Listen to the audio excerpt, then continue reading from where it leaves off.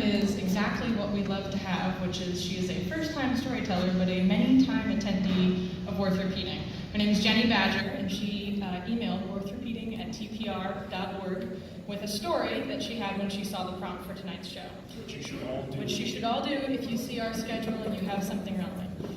She's going to tell us our story of her quirky, odd hometown, and its optimism and naivete that made her the woman she is today. So without further ado, Jennie Badger.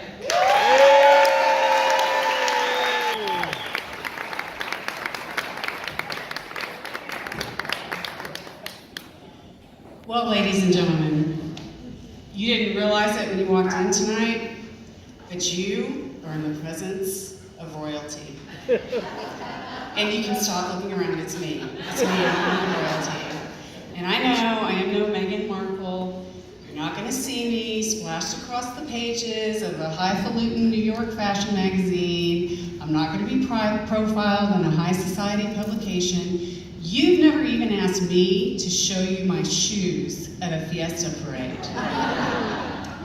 But like that fake royalty, I too have a crown and a title that no one can ever take away from me. That's right, ladies and gentlemen, you are looking at the first ever, the original, the OG as the young kids call it, Little Miss Cuero.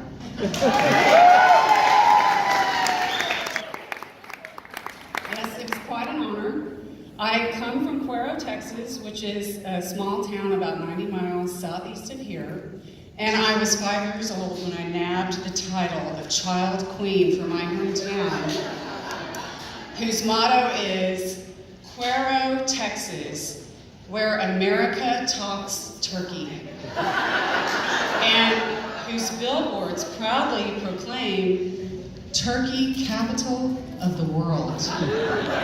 Because if you haven't guessed it by now, Cuero used to be known for its turkey farms, and it was also known for its turkey farms.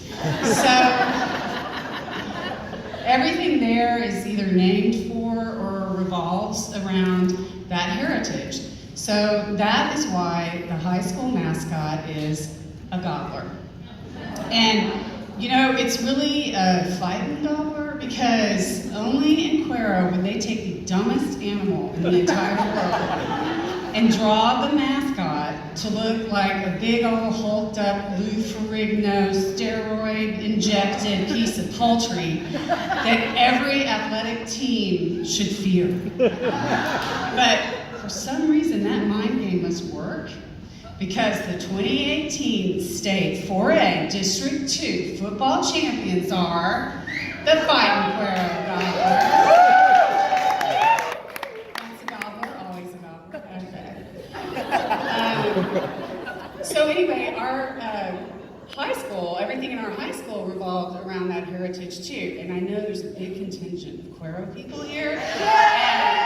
You cannot answer these questions. So I'm going to ask the audience, what do you think the name of our student newspaper was? You're all wrong. Turkey Talk.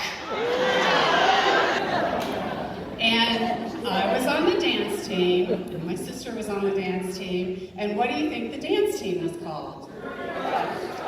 The Trotters. I am a proud trotter. Hello. But putting that aside for a minute, the funnier part of this story is that I am not the only royal in my family. My brother was Gobbler King, which is prom king to normal high schools. And but my dad had the absolute best title of all, because in 1972, he was crowned Sultan Yekrut the 14th. Now, Yekrut is turkey spelled backwards. And he received this honor so that he could reign over a 4-day extravaganza known as Turkey Trot. And the young woman who got to reign with him, her official title was Sultana Oriak, which is Cuero, spelled backwards. So we are a clever lot, we Cueroites. But let me tell you a little bit about my dad. My dad was Atticus Finch before Harper Lee even knew who Atticus Finch was. He was a small town lawyer with black horn-rimmed glasses. He was intelligent and kind and giving, and he had high morals.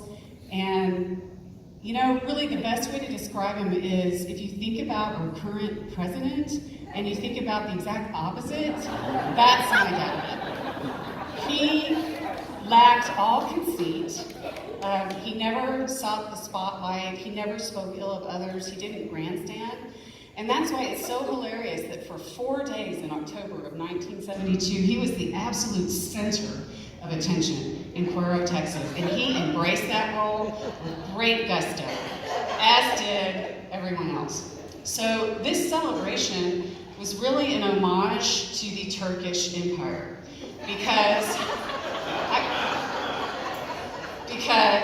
Cuero had turkeys, and there is a country named Turkey. And that is truly the absolute soul connection.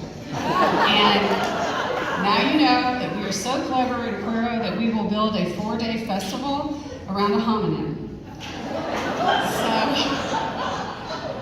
you know how the fake Fiesta royalty has a huge coronation and it's really ornate and elaborate?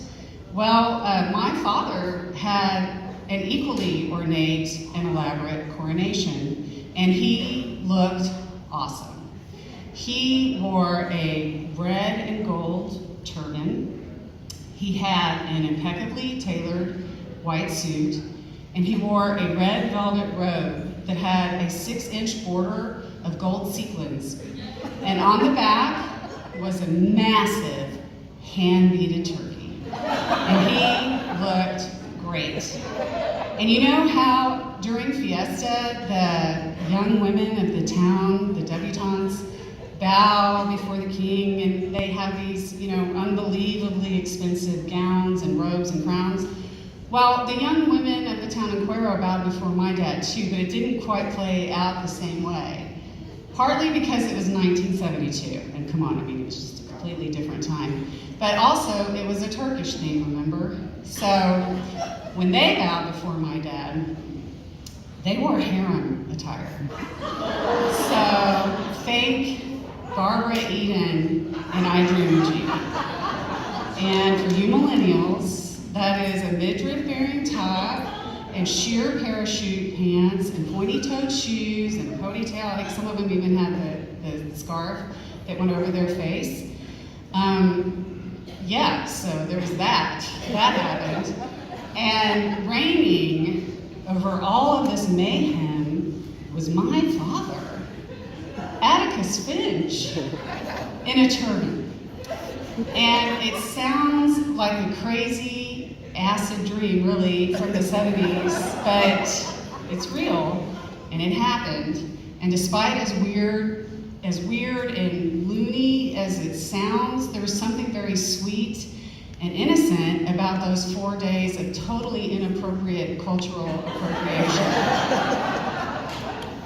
And I was very young when Turkey Trot happened, but I've had a lot of time to reflect on it. And I think that the reason it seemed so sweet and innocent is because the world was just bigger back then. And no one could have imagined that you could push a button and via your computer screen, you could visit any country in the world. So they took our South Texas turkey farming heritage, and they wrapped it in the trappings of a culture that they knew only from the resources at the time. So it was encyclopedias and movies and books. And you know what it was really like? It was like a 4-day dramatic production, after which everyone enjoys the cast party, turns in their costumes, and goes home, enriched by the experience and sad that it's over. And you know, that's really how I feel about having grown up in Cuero. So very enriched by that experience, and so very sad when it was over. But you know what they say? You can take the girl out of Cuero, but you can't take the Cuero out of the girl. And thank goodness, because let's face it, without that, I wouldn't be the queen I am today.